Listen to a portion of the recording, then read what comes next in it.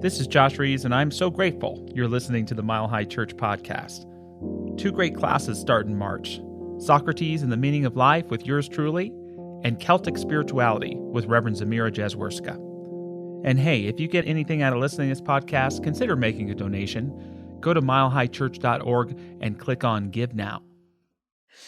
Sometimes I love it when our services sort of appear to be conspiring for the greater good. Today is one of those days where it feels like all of the elements are inviting us all into the same place, an invitation that's being extended over and over again through the music and the message of this holy day and through the message that I've brought today. And I love when that happens. And so it's no accident that we're here together, that this message must be calling each one of us into that deeper walk. And so today my message is entitled Entering the Holy of Holies.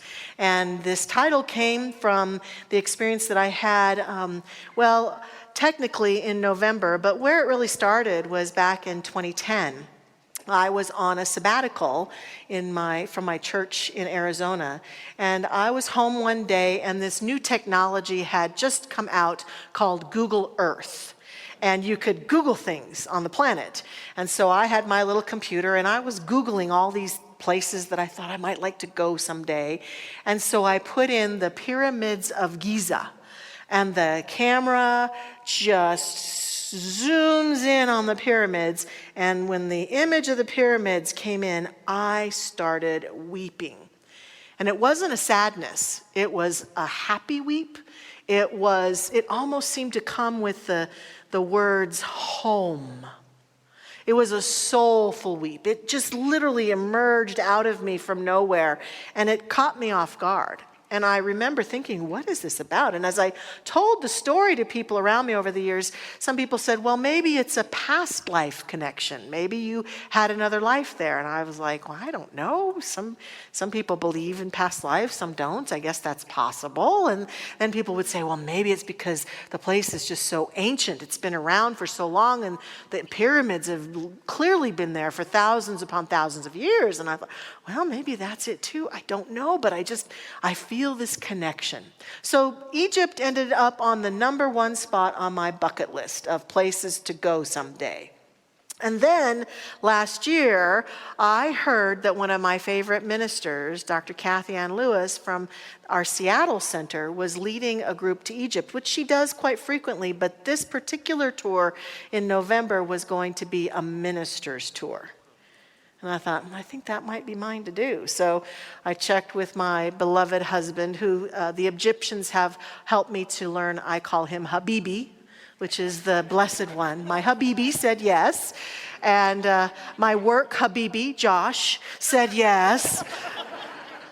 And other people around me were very supportive, and I signed up for the trip. And last November, I got to go. And I traveled alone to Egypt from here, flew all on my own. It was a long, arduous journey. I got there. I was the last of our group to arrive, and I arrived about 10:30 at night, and our tour leader picked us up and got me to my hotel, and I checked in, and I fell sound asleep. And I woke up the next morning, and I opened the curtains in my hotel room, and right there was the Pyramid of Giza. And I wept again. That morning, my spiritual practice was in my hotel room. I could not close my eyes. My eyes were just attuned. And ever since that day in 2010, when I think of the pyramids, I have this settling inside of me. And so I was just attuned to them. And I wanted to include music in my practice that morning. So I was playing Carl Anthony chants. And he has this one particular chant. It's called O Holy. It's called Shavaya, O Holy. And the words of it are, O Holy, guide me. I hear your voice inside me. O Holy, guide me. I hear your voice inside me. And as I looked at those pyramids, I chanted this over and over again, and something opened up inside of me. And I felt an opening in my inner sanctuary like never before, and an energy that was profoundly impactful. It felt like it radiated out of me, that it spoke to me, that it guided me, that it allowed me to move through that journey. And since then, in a deeper walk than I've ever walked before. And what our routine would look like is that we would get up and go very early in the morning to the places we were going to go to on our tour. And our first day actually going out was to the Cairo Museum, which was very heady, filled with all sorts of treasures, where we learned about Egyptology and the history and the beings that have been in Egypt, the rulers. And then the very next day, we got up very early, got on our bus, and we were taken to the Sphinx, which is on the Giza Plateau. And I have a picture of me here at the Sphinx. If you look closely up to the right of the Sphinx, you can see it was also a full moon that day. So before we got there, it was dark. The place was lit by the moon. We meditated in the Sphinx area, which was spectacular. And then we watched the sunrise and listened to the chants of prayer that they play on the loudspeakers all over Cairo at 3 times a day. And it was powerful and profound. That started our journey out. That was part of our routine. We would arrive before the public was allowed in, and we would do our meditation. Then our Egyptologist would educate us about where we were and the meaning of the places we were at, and then we would leave as the crowds were swarming in. And don't worry, that's the only picture I'm going to show. It's not going to be like, and here we went there, and then we went there. That's a whole other thing altogether. We went to many pyramids. We went to many temples. That was the. We didn't even go to the pyramids on this first part of the journey. We came back and went to the pyramids at the very end. But we left Cairo and went into all sorts of pyramids, and this was our routine: early morning arrival, prayer, meditation, education as we watched the sunrise, leaving as the crowds came in. And what I noticed about these temples that we would go to, we would wander into many of the rooms after our meditation, but when we meditated, we would go into a room that is called the Holy of Holies. This room in most temples is the first one that was built. It's usually the center or the core of the temple. And it also is a room that was dedicated either to whomever the temple was dedicated to. So there would be images on the walls in hieroglyphics, sometimes statues, sometimes altars in the room dedicated to that person. And or the room was dedicated to the Egyptian pharaoh or the king or the queen that the temple was about. And the Holy of Holies was, in the time when the temple was very alive, was a sacred secret room. People might come, the public might come and wander onto the temple and go into the rooms or have various business they would do. But in the Holy of Holies, when the temple was alive, only the king or the queen was allowed into the temple. And so when we would start our meditation, we would go into the Holy of Holies. And we would meditate in the temple, right there in the center. And I'm not one of those people who often feels vibrations and stuff, but these temples just felt so alive to me. I could feel the vibration in them, and when we would meditate in the Holy of Holies, it was just this spectacular experience. And I loved it. It was powerful and profound. The people of Egypt were so hospitable and so welcoming. One of my favorite things is that the men often called me queen. Was better than that. I've asked Nathan, our sound tech, and Rama to call me queen, and they did for a while, but they got out of the habit. So, but thank you. What I began to wonder about as we wandered through these temples, and I felt such a rich anchoredness in them, is how I could translate what I was feeling and learning into my own deepening. And I began to see the temple as a metaphor for that inner space of the Most High within me. I began to feel a sense of as I wandered through these temples, some of the rooms were very small and compact and almost boring. There was nothing on the walls. Others of them were small and extremely ornate.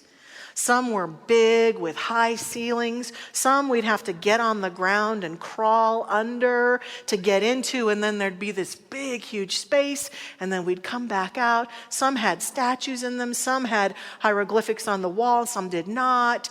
And they were beautiful and profound, but I began to see how the inside of me is much like this temple. There are rooms in my being that are filled as my consciousness that are small and a little bit just normal or even boring. And then there are others that are more ornate. And there are statues in my consciousness in the temple within me that have been erected to the people that I revere and the people that have caused me challenge. And I worship those statues by my reverence or my unhealed pain at times, and that the Holy of Holies represents that centered place within us, that deepened place within us that is sacred, that is mine and mine alone. And the reason that only the kings and queens were allowed to go into that room is that it was believed that only people whose vibration was a match to that high vibrational energy could actually enter the room.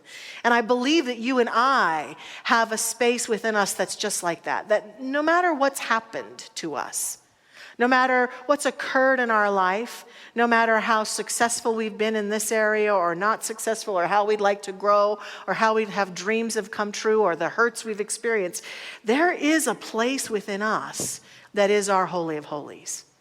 It's a place that no one has ever ventured into, nor can they. They're not allowed. It's a place that only we are allowed to go, where the highest version of ourselves, the part of us that's plugged into the universal one exists, where we go to be renewed, reawakened, where we go to receive guidance, where we can go to and experience the deepest aspects of living, the God self that we are.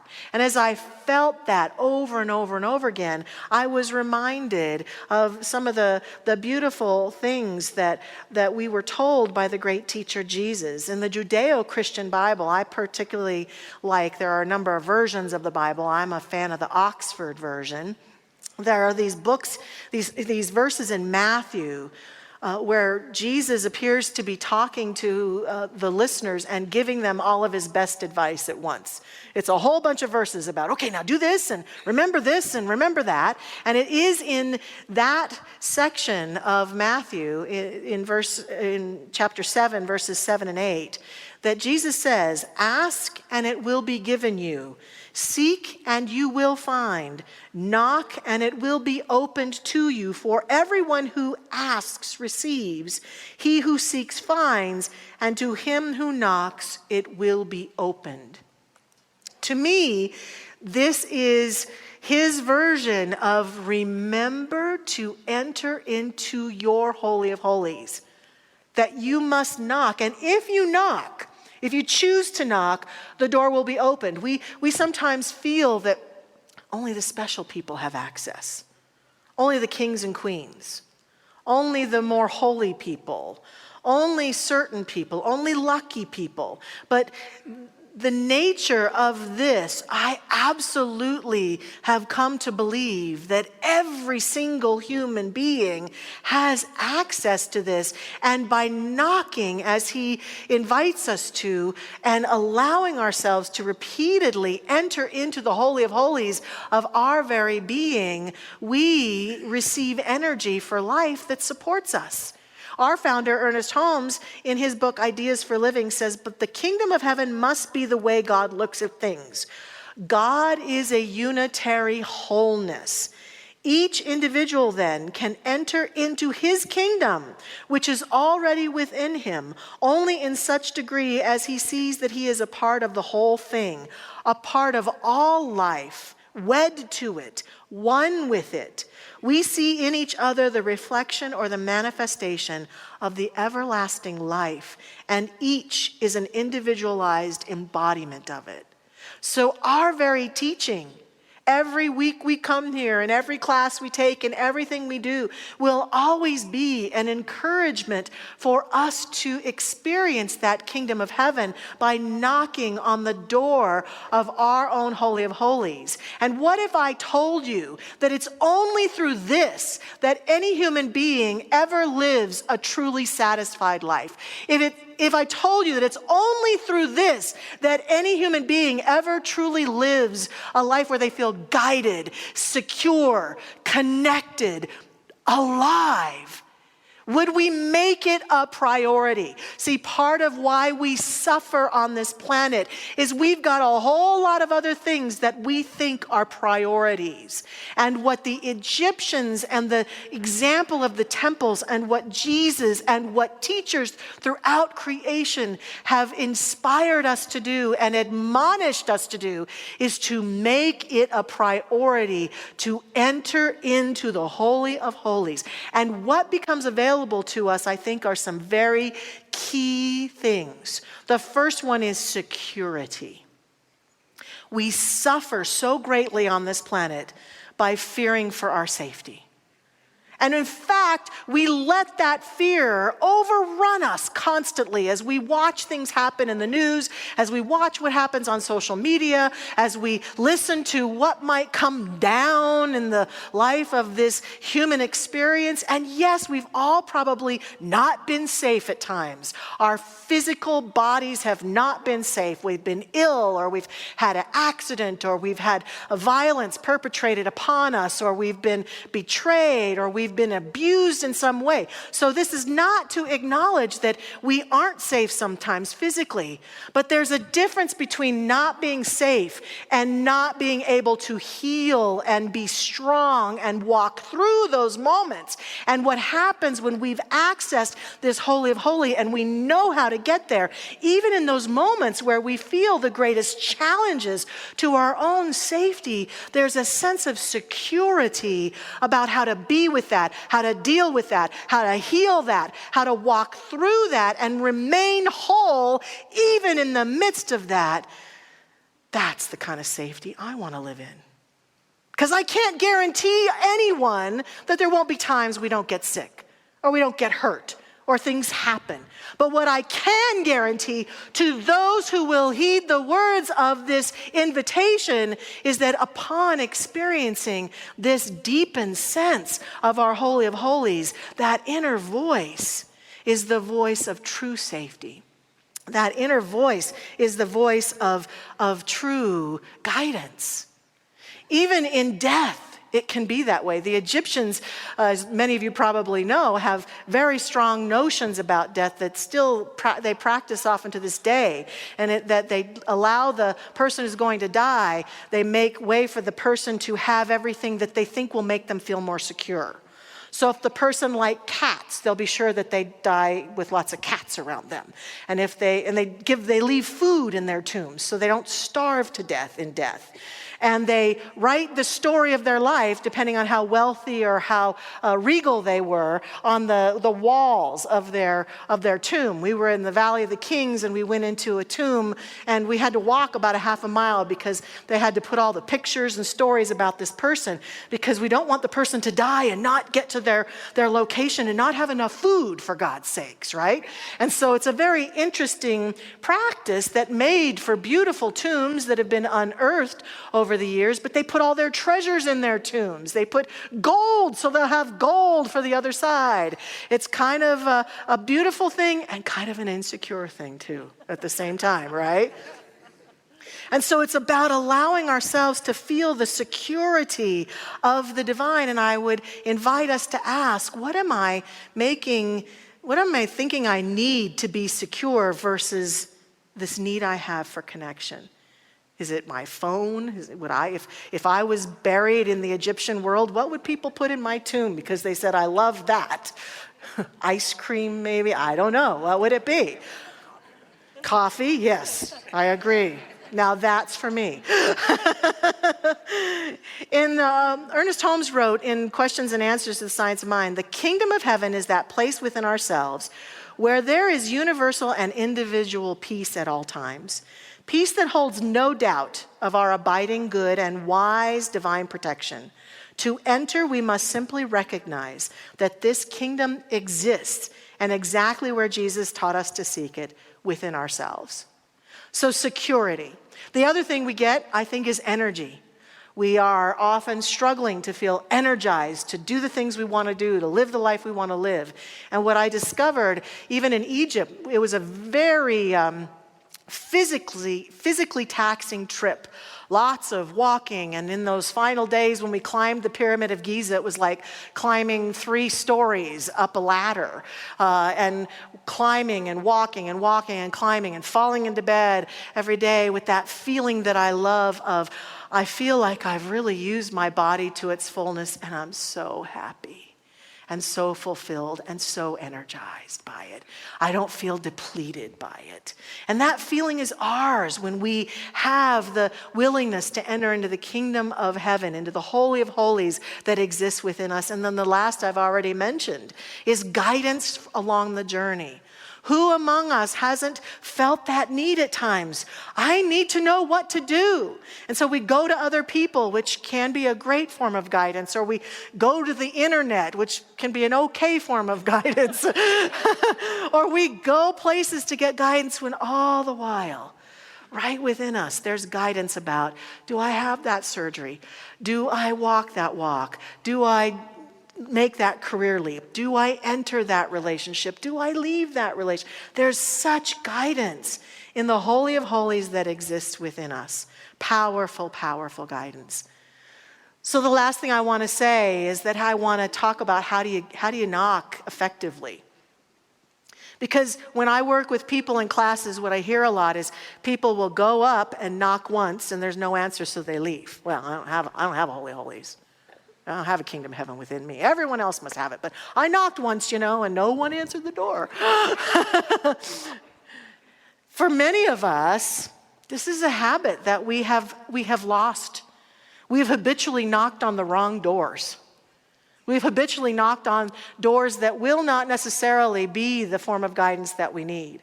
And so it's about the discipline to enter the Holy Holies. And even if we can't feel anything, to imagine what we feel it might feel like to knock on that door and feel that great sense of light. Even just imagining it helps it to come forth. Sometimes we've knocked on the door and when the door opened, there was all this unhealed negative energy or emotion, which can be very scary. Or we've knocked on the door and our monkey mind met us there. Did you remember to get the groceries? That little voice. Sometimes we've knocked on that door and a big vision for who we could be and what we could accomplish in life shows up, and we think, who, me? How sad for you if that's occurred, right? I hope it has.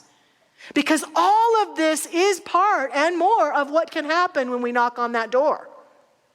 And when we do knock, the question becomes, are we willing to walk through the door knowing that we are guided, guarded, supported, and uplifted? That we have done our part. And now it's about listening like never before and following heed. I have so many stories, even on this trip in Egypt, profound stories about the way that my guidance spoke to me. And sometimes it wasn't comfortable because it guided me to do things that I thought were silly, I thought were uncomfortable. And even in that section of Matthew, one of the places that Jesus talks to people is he tells people, stop worrying so much about the stuff of the world. Stop worrying about what you're going to eat and what you're going to wear and what you're going to do. He says, even the lilies of the field are supplied. You think you can't be as supplied as they are? Does that mean that I just sit around and meditate all the time and know, well, I'm just going to sit here, God will feed me? No. It means that I do my inner work and allow myself to move through my day in a guided and profound way. Listening, hearing, in some of the most small bits of minutia. That's what Jesus was talking about in that section. Don't get caught in the minutia. You're bigger than that. You're better than that. And what is available to guide you through that is always on board, available to us. And so this is an invitation, this entire service. Are you willing to knock on the door of the Holy of Holies of your being? We're going to do a little closed eye process now. I'm going to invite us to go within and imagine doing that, just that this morning. Gary's going to play a little quiet music for us, and I just invite us to close our eyes and just get settled in, take a deep breath. And imagine wherever it is that we feel our center is. For some of us, our center might be a heart space within us. For some of us, it's our gut, our solar plexus. For some, it's our head or some other place within our being. To find ourselves breathing into that center together, feeling that breath guiding us and supporting us.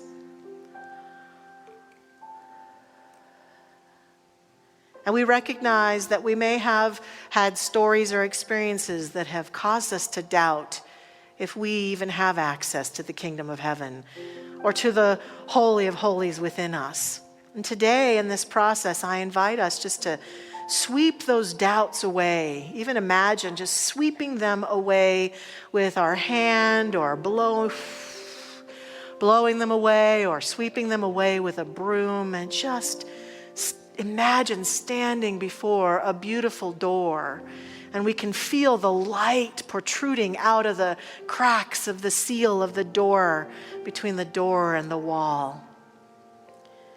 We can sense there's something big there. There's something magnificent there. There's something spectacular. And we can feel the invitation. And we knock, or we imagine ourselves knocking on that door, and it opens wide. And behind, we are bathed in the light of the divine, and we are beholding the light of our own being so beautifully and perfectly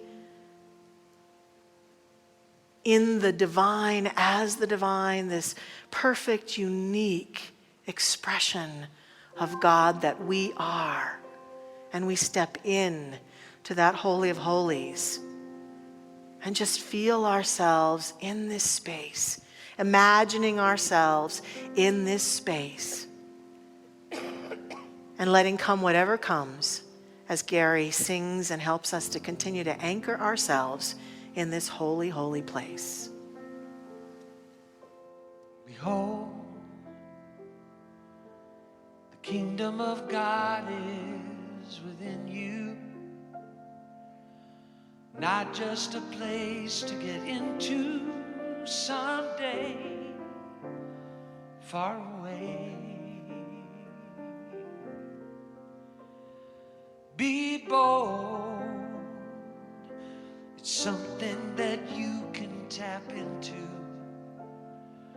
A strength that'll help you to get through each day by faith.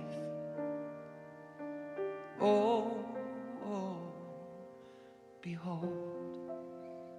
And as we breathe into this beautiful space, I speak a prayer treatment of affirmative prayer in our tradition here at Mile High Church, allowing us to feel anchored in this space as we go forth, to bask in this space. And if our practitioner prayer partners feel called to stand, that is fine. Otherwise, they can remain seated, whatever serves best.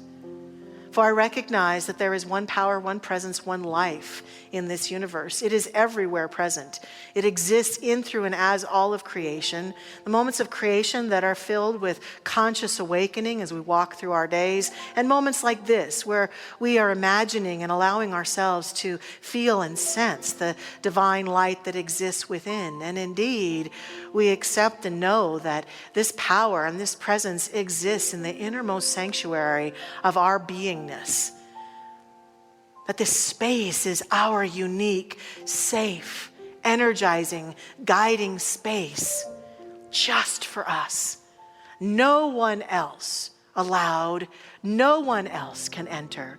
We are the king, the queen, the pharaoh, the leader of our own domain, of our own life. And we have a unique place within us where we can commune with the divine. And so I accept and affirm that this communing today inspires and uplifts us as we walk forward from this place into our life in the week ahead, into our relationships, our decisions, our workplace, our homes, into the food that we eat and the way that we care for ourselves. Everything we do is enriched and enlivened because we've taken these moments to experience this inner kingdom. And that we are inspired each day to return back to this place on our own, to breathe in this light, to remember and embody ourselves as this truth that we are, God in form, this presence, this light, this wholeness. And I accept and affirm that we do this with great love and ease and passion. And I give thanks because not only do we do this for ourselves, but we do this for humanity. Every time one of us enters into this kingdom of heaven and brings it forth back on earth, we are one step closer to all that we seek so fervently: peace, love, joy. And so we do this in the spirit and the energy of these truths and the truth of who we are. I release this word now into the action of that universal law that does the work. I let it be and let it go and know that it is done. And so it is. Amen. Thanks for listening to the Mile High Church podcast. This podcast is made possible by the generous contributions from listeners like you. To make a donation, please visit milehighchurch.org.